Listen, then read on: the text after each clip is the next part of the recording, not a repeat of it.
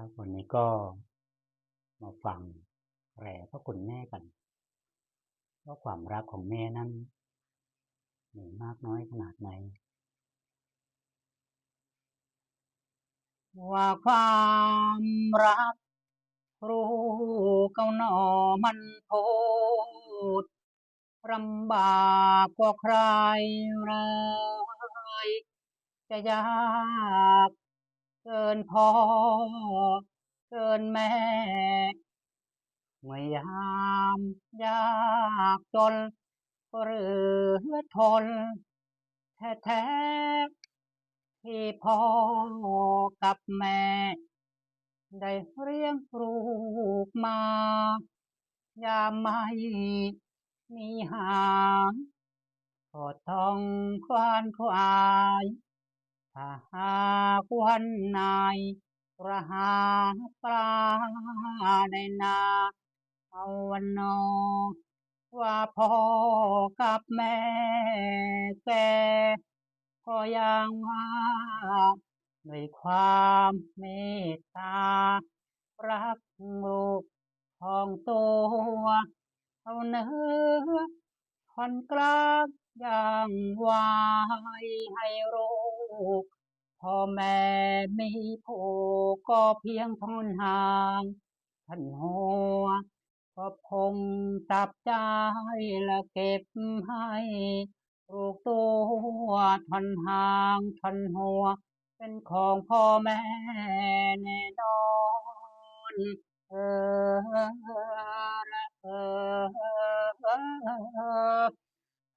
ยามจะกินก็ตักทิ้นปลาวานส่วนแม่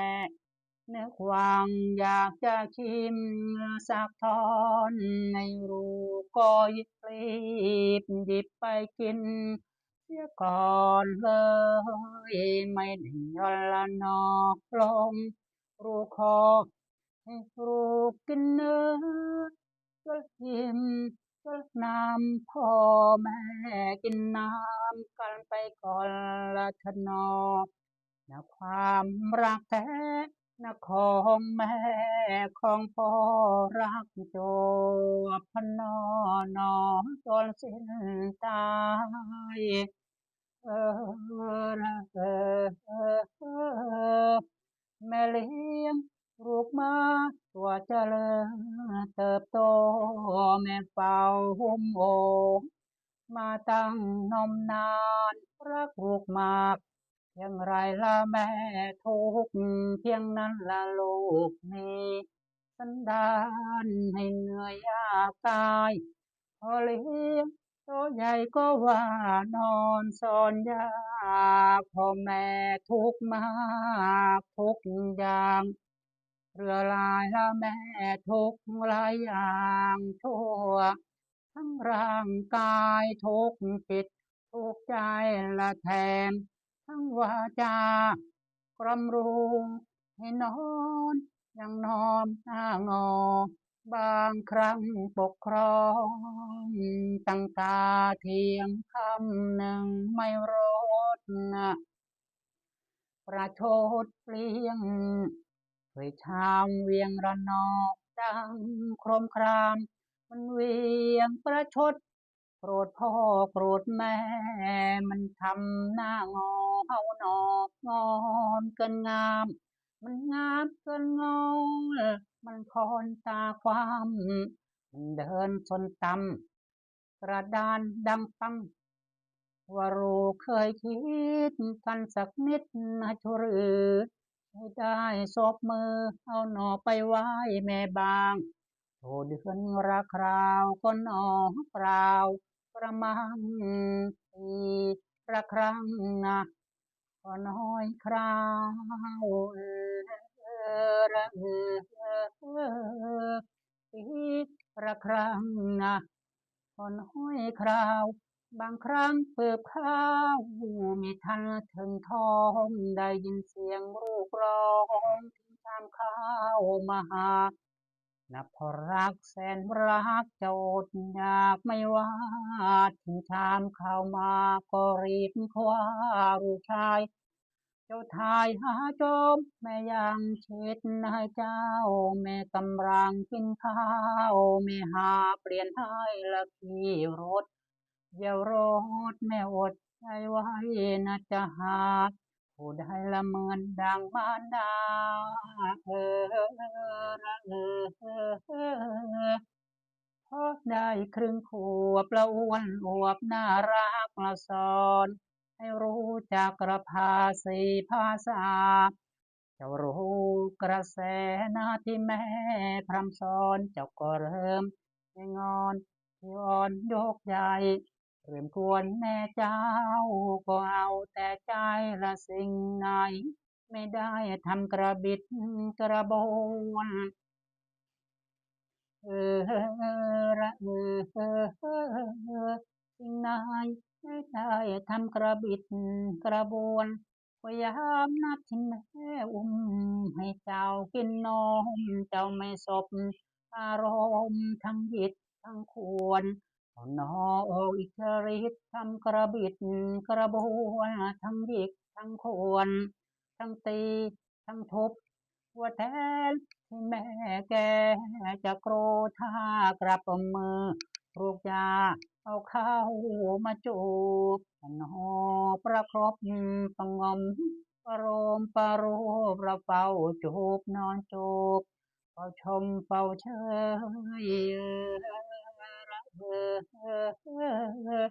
น้ำนมสองเต้าที่ลิลไรตกนี่แหละคือเลือดในอกนะลูกเอ๋ยจะแห้งเงือดหายแม่ไม่เสียดายนมเลยกลั่นกรองให้เสวยทุกเวลาเขาฟันเจ้าโคมขึ้นมาหนึ่งคู่ก็เหมือนควันหนู ที่แหบกัดกรายลูกดื่มดมละกินนมมารดาเจ้าไม่สบอุราเจ้าก็กัดทันใดอยู่น้ำแม่บ้างจนมองเห็นเส้นละเมื่อลูกกัดแน่แม่จะเจ็บยังไงละกัดนมแม่เจ้ารับแป๊บเข้าหัวใจแม่สะดุ้งทั้งกายยามลูกกัดกิน เจ็บระบมที่นมเต้าสายแม่ก็จับยายไปกินนมเต้าขวาให้ลูกดื่มดมและกินนมมันดาเจ้าไม่สุราเจ้าก็สัตว์ทันใดบางครั้งเธอตัวแม่จะเตะสักครั้งแม่ต้องเงื้อมมือข้างเตะได้เมื่อไร อยากจะบีบจมูกน้อยลูกแม่คลายแม่สะดุ้งทั้งกายยามลูกกัดกินขึ้นชื่อว่าพ่อขึ้นชื่อว่าแม่นี่แปลกอยากแท้คือผู้รับกรรมมีความรักบุกยาในตาดำดำแต่เช้ายันค่ำแม่พรำดูแล เห็นลูกร้องไห้เราหัวใจแทบขาดโอ้สหายสวัสดโทนหัวของแม่ลูกร้องไห้เจ้าว่าแต่ชาแต่วันโฮมเป็นแผลยังอุตส่าห์ให้ยอมกินขอเตือนจิตใจให้ลูกทั้งหลายจดจำละลองสองรองสามอย่าทำนิ่งเฉย ให้ลูกดื่มทำอย่าลืมคำพังเพยครั้งแรกเรานี่เอ่ยที่ได้เกิดมาบุญคุณพ่อแม่แน่นับอันนั้นละสดจะเสกสรรคนทันรักษาอาบน้ำป้อนข้าวให้เรารอดมาร้อยอื่นหมื่นค่าที่มือใครถ้าจะกำหนดประทบทวนกำหนด ให้เอาบัญชีคอยจดทั้งหมดจำไว้ละวันหนึ่ง3 ครั้งดังคำกล่าวไขปีละเท่าไรก็ให้เอา3ไปคูณผลรับได้นับก็1,095กว่าจะรู้เดียงสาคนมาที่เราก็รายคันต่อบุญคุณพ่อแม่เราพระคุณนั้นเราละมากกว่าใครๆ ขอถามสักอย่างจงโปรดฟังซ้ำลูกเอ๋ยเคยอาบน้ำป้อนข้าวแม่ไหม ขอถามสักอย่างจงโปรดฟังซ้ำลูกเอ๋ยเคยอาบน้ำป้อนข้าวพอเราหรือไม่บางคนอยากอายบางรายไม่เคยขอยกความต่อข้อที่สำคัญมีอีกรายฮันสุดเจือนจะเอ่ยเอาท้องอากาศมาเป็นกระดาษเฉลย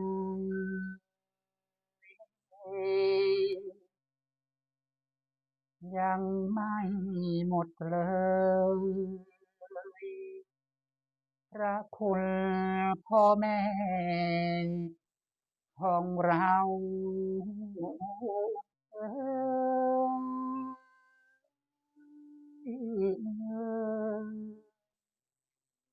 เนี่แหละเขาบอกว่าพระคุณของพ่อของแม่จึงเอาท้องฟ้ามาเป็นกระดาษเอาน้ำทะเลมาเป็นแบบว่าบรรยายถึงพระคุณของพ่อของแม่นั้นหาหมดไม่ขอบพระคุณครับ